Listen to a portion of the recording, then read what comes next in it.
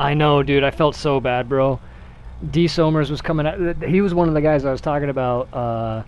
Like yesterday, there were so many fighters that were doing like zombie hunting for the event.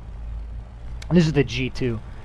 And but like when I'm in my bomber, I'm like really paying attention, and I'm super good at like mouse and keyboard flying and shit like that.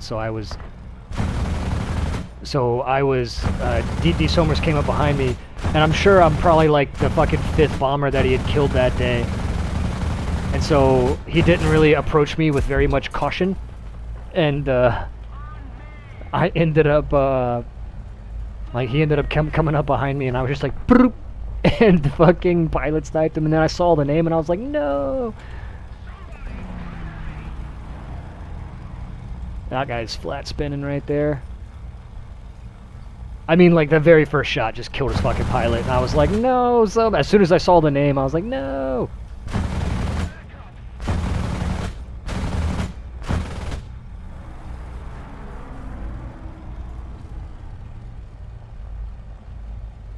That'll do.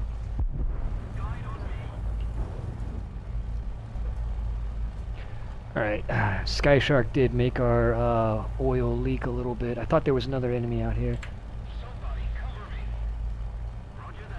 What 109 do I think is the best? Probably the F4.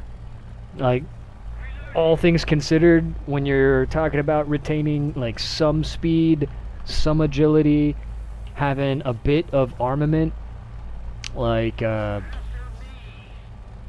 know, like just having a nice balance. I think after the Ferdinand series, you start to get a little too heavy. You know, you get faster, like you get better engines, you get better armament, but I think that those things don't make up for the loss in agility, and the high altitude performance is not as, you know, crucial for sim. My favorite 109 is the Emil, specifically the Emil 1 and the Emil 3. Those are my favorite. The E4 and the E7 are good, but the 1 and the 3 are my favorites. Those are my favorite to fly. But what's the best one? Like, if you held a gun to my head and was like, what's the actual, like, you know, considering every factor, like, you know, including what you... Because obviously the K4 is the best one, but what the K4 faces is a much more daunting challenge versus, like, what the F4 can face. I would say the F4 is probably the best 109. Just the most balanced, like, best tool for every kind of job.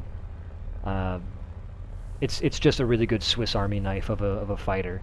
You could do everything with it, and you could do everything pretty well. G2 is pretty solid, but I would take an F4 over a G2 for the same VR.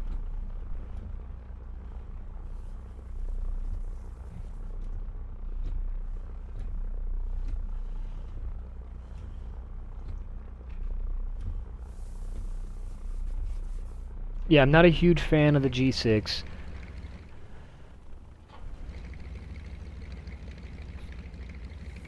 Or the G10.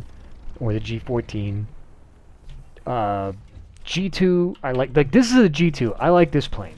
My big complaint with the G and the F is the fucking bulletproof glass, or the bulletproof panel in the back, that steel plate that goes over your head. That's why I love the E1 so much. The E1 has the best visibility to the rear, which is just, I get more use out of that than anything else. The E3 is one of the first ones that starts to install that rear panel again. The K4 is really nice because it gets full trim, and you have bulletproof glass behind your head as opposed to a steel plate, so you can actually see. It's still kind of an obstruction, but you at least have some ability to see behind you.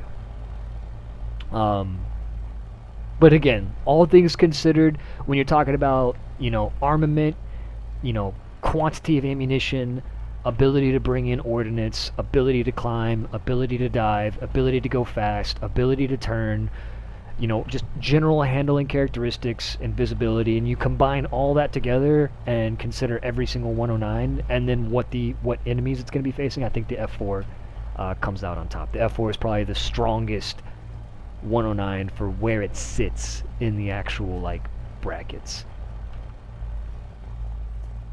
And beyond all that, the F4 has some of the best camos. The E3 has the best camo, but only one camo that's the best, and you have to unlock it. But the F4 just generally has a lot of really dope-ass camos, which gives it extra bonus points.